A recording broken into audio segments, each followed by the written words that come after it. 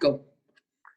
Hey, welcome everybody back to our intro to Kabbalah. This shiur is dedicated to the well-being of everybody that needs that spiritual, physical, financial, emotional, and also to the success of our dear friend Rachel Chaya Bat Sarah and to our dear friend Mike and also Shlomo, are tremendous supporters of the yeshiva, and I really absolutely appreciate it and grateful.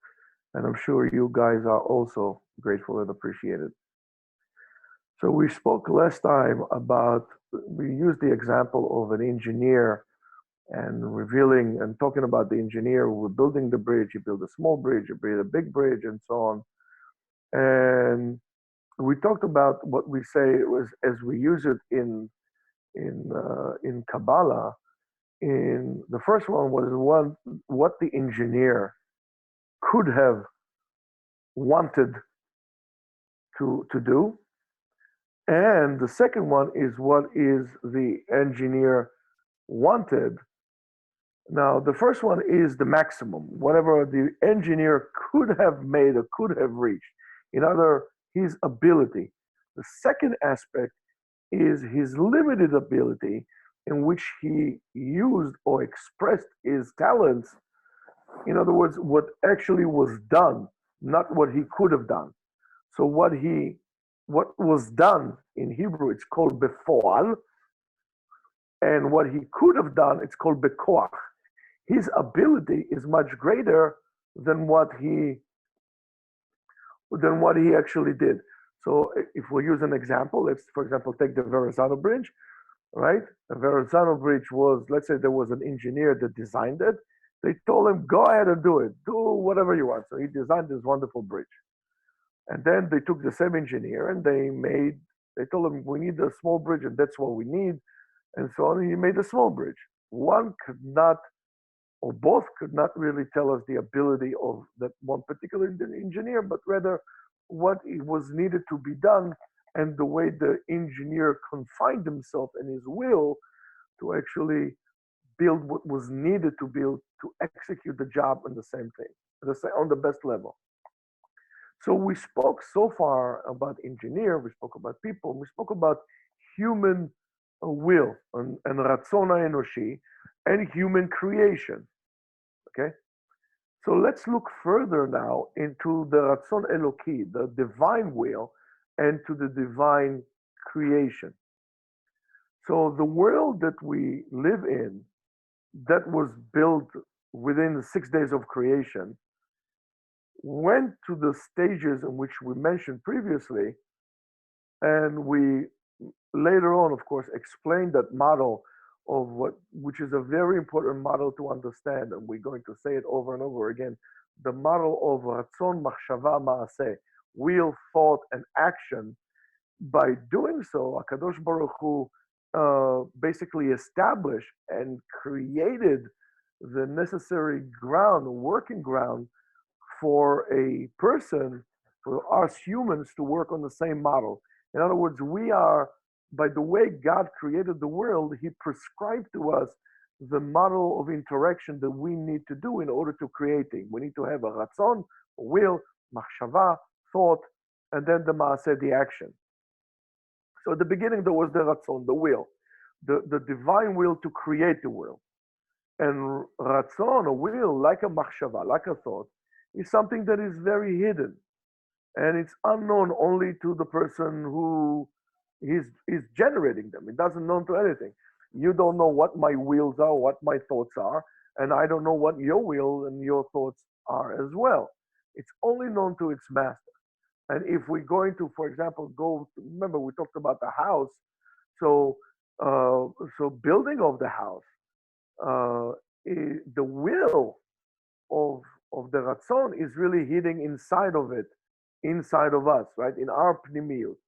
Our will itself does not have any partners because that's what I want. You cannot make me want to do things. It is very important to understand we cannot make people want things. We could educate people that that's what's good for them, but we cannot make people want certain things. And when you think about willing to change and willing this, you cannot make a person want to do it. He needs himself to want to do it. So that will, which is his own essence, you don't have any partners of that in your will. It's your own private and personal will. There's no partners to it whatsoever.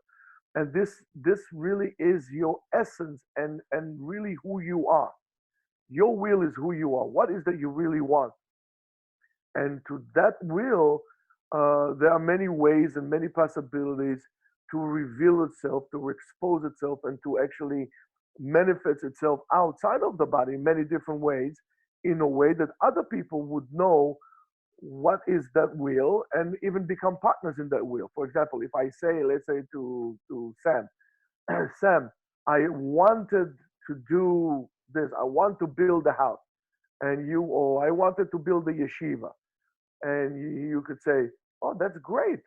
I wanted to. How about we'll join together? Therefore, we become partners. So I made you aware of what I want, and he became a partner in that. He joined himself to that. So when we built the house, or we built the yeshiva, our will was revealed to others, right? And then we say that in Kabbalah, sheyatsa min hanistar el hanigle, that will became from an unknown entity to a known entity. We see what we want from that. Or we can use min hakoach el hapoal, right? From, just one second, let me disconnect this. Min hakoach el hapoal, from what is not known to what is really known. And so is creation of the world is a revelation of the will of God. In other words, he created the world and therefore he told us what he wants. In other words, with creation of the world, it was revealed to us that HaKadosh Baruch Hu wanted to create the world. In other words, the creation of the world was not haphazardly. It wasn't just an uncontrolled act of gas explosion with no meaning and no will, and just arbitrarily reaction like this. It was very planned, very thought after, and that was the revelation of the world of the will of God. Everything in nature has like that, and he wanted to create the world. How do we know that? Because he showed us by creating the world. If I build a house, I reveal to you that I want to build a house. I didn't build the house because I had nothing else to do, because I wanted to. So you all know that I want to build the house. So in the divine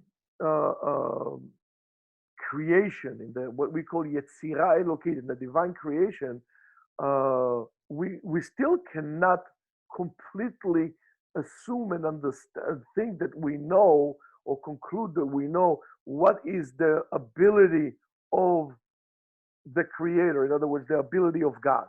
On the contrary, since we believe that the ability of HaKadosh Baruch Hu is unlimited and his will is unlimited, I mean, because we know that there's nothing that God cannot do, or there's nothing to prevent God, for example, for creating a different world or another world or other worlds in terms of that, right? Even more perfect than the way it is. Therefore, we understand that together with that, as it is, HaKadosh Baruch Hu created the world the way it is, and the way is imperfect because this is how God wanted him to create it like this, right? And it is created in such a way because HaKadosh Baruch Hu limited his ability or limited his will for whatever reason that he had established. That's what he wanted to do, right? So therefore, we learn from here that God, HaKadosh Baruch Hu, he determined the purpose of creation, right? And that is determined by God, right? And with this purpose itself, HaKadosh Baruch Hu limited his will and he created the world and not at full capacity, but with a very limited capacity. Now, there is a purpose, and we need to therefore ask the question, what's the purpose?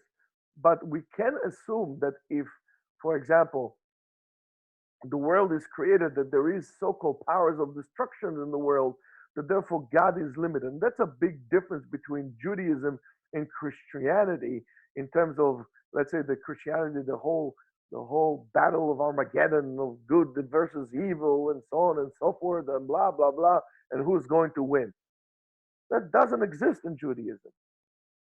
Even in Judaism, even what we call evil serves a purpose, and it's limited by the way God limited it to be. And it is free to act according to what God prescribed it to be able to do.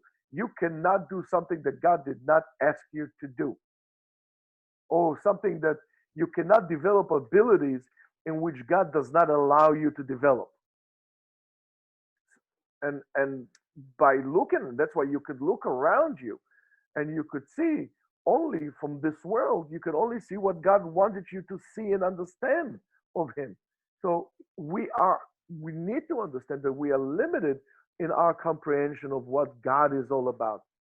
We can't assume everything. We can only see what God wanted us to see and what He's allowed us to see. And I guess, remember, we said that we said yesterday when we learned Gemara that Akadosh Baruch Hu is going to reveal Himself to us like dew all the time. Remember, we said that. Now, it means that at the end of days, God is going to reveal Himself, or towards, I should not say at the end of days, but towards the end of days, or towards the ultimate revelation, God is going to reveal Himself slowly, slowly more to us. And yes, today we could see and understand things that we didn't understand, I don't know, 10 years ago, 100 years ago, 200 years ago, and so on and so forth, in terms of how the world, and that's the science and so on and so forth, that we use that as an instrument to disacknowledge, that's our fault. But God is allowing us to see things. That's why we have new inventions, like, for example, computers.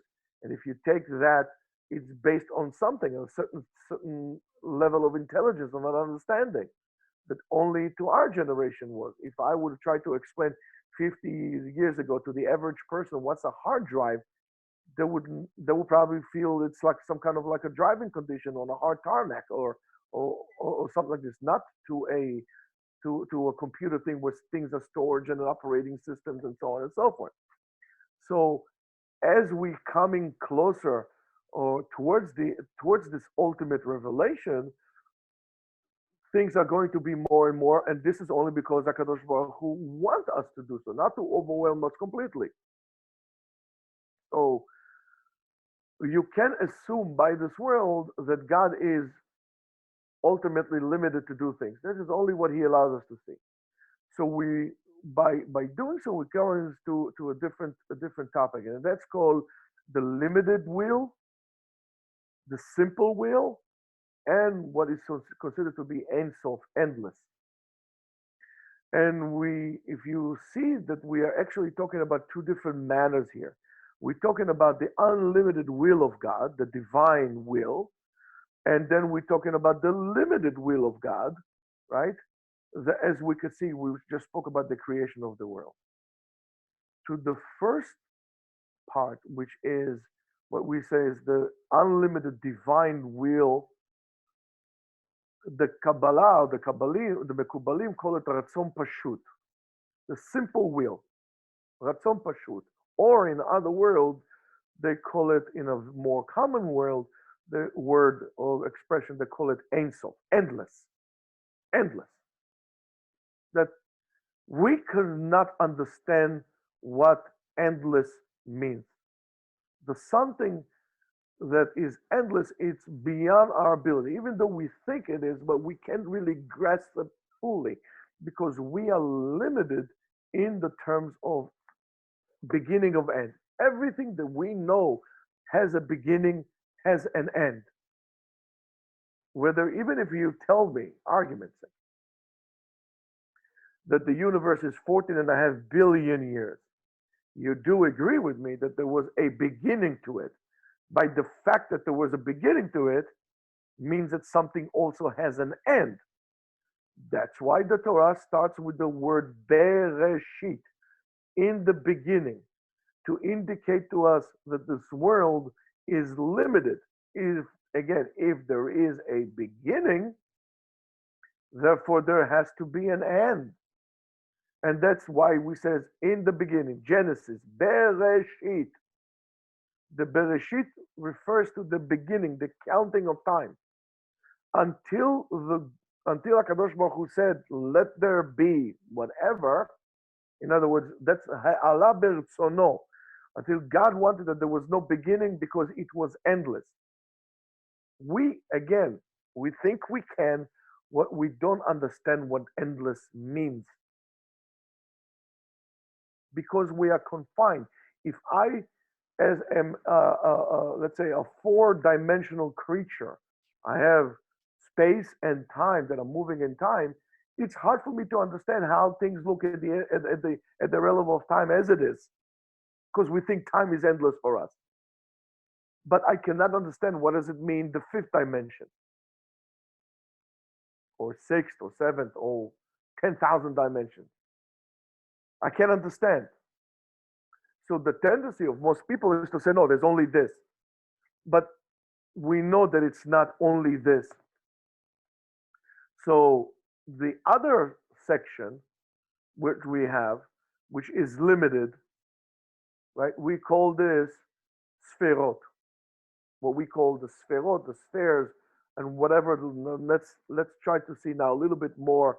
We'll understand what sferot are all about. In other words, HaKadosh Baruch Hu, God created the world in a limited fashion. That limited fashion that was created by His limited will. HaKadosh Baruch Hu created a format, not a condensed, a diluted version of His will, and it was limited by those sferot. That concept of sferot is very central in Kabbalah, and we're going to talk about it further down the road.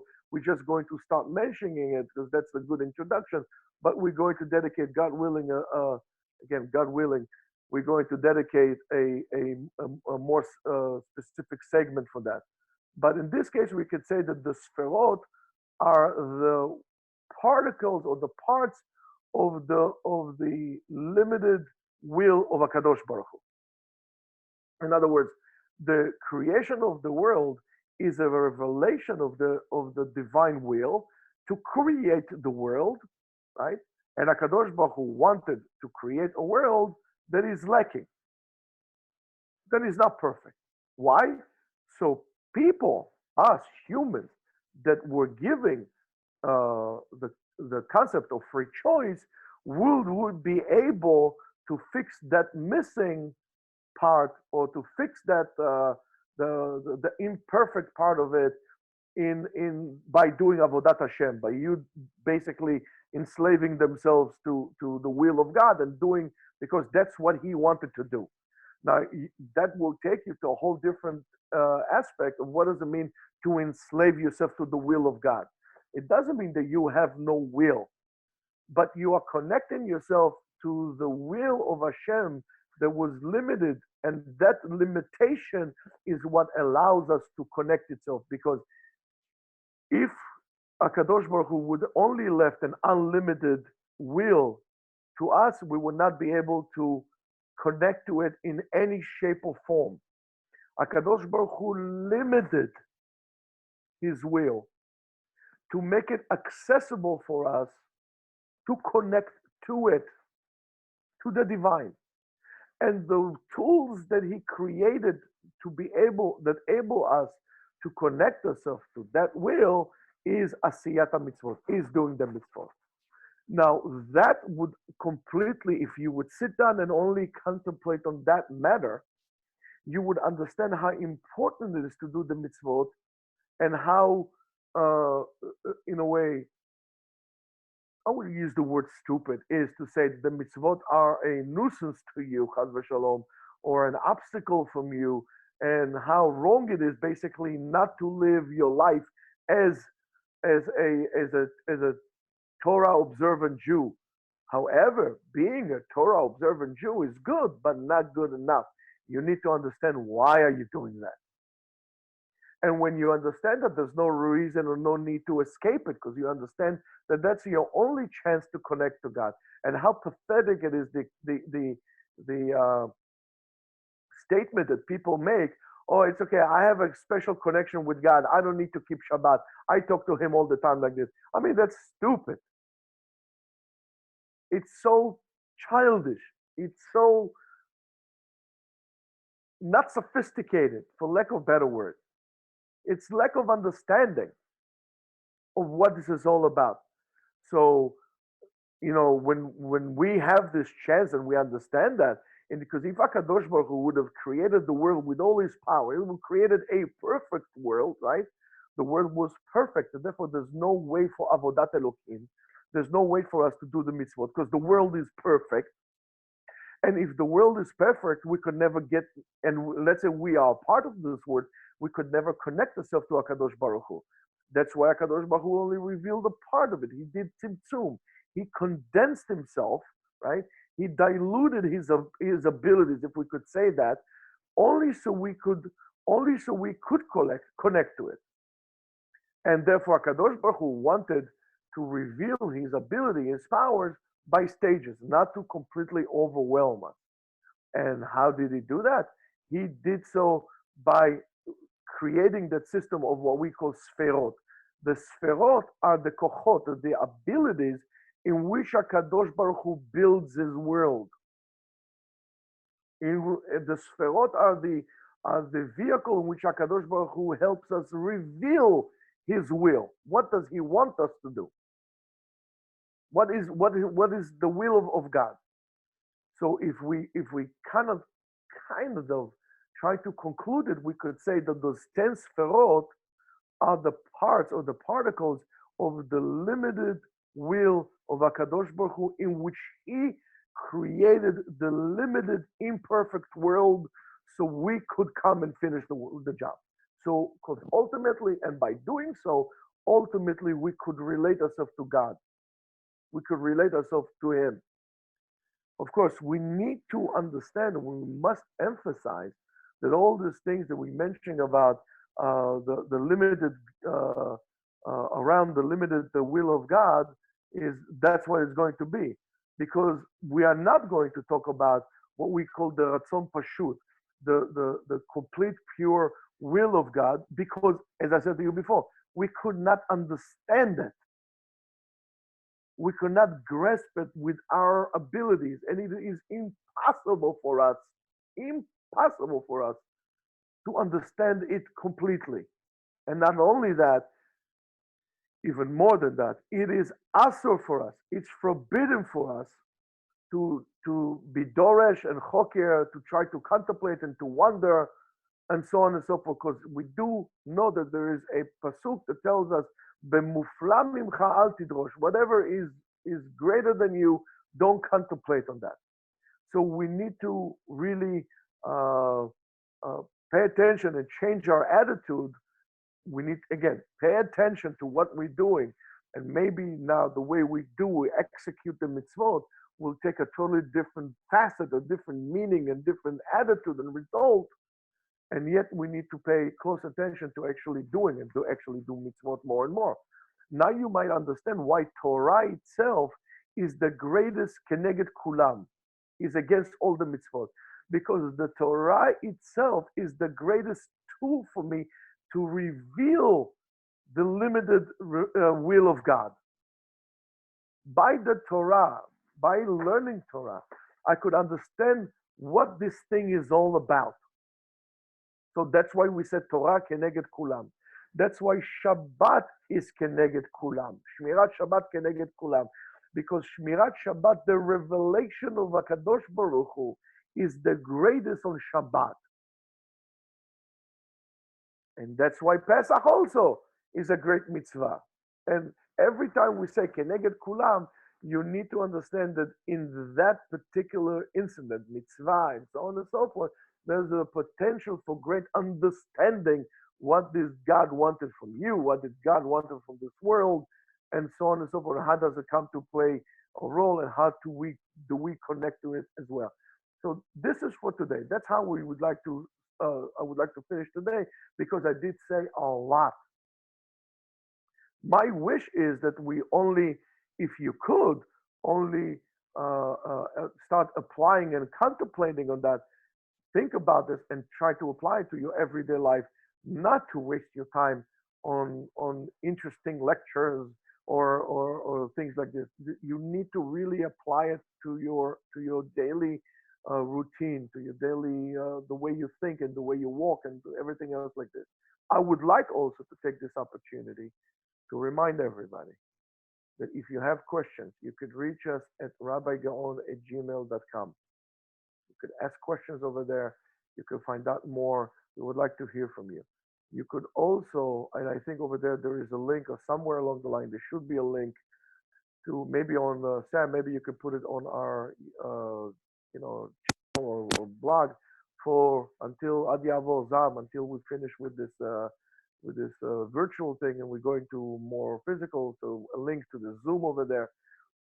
You could check our website at yeshiva.etzion.com. We also have plenty of our lectures on YouTube and other formats like Torah Anytime and so on and so forth. So please feel free.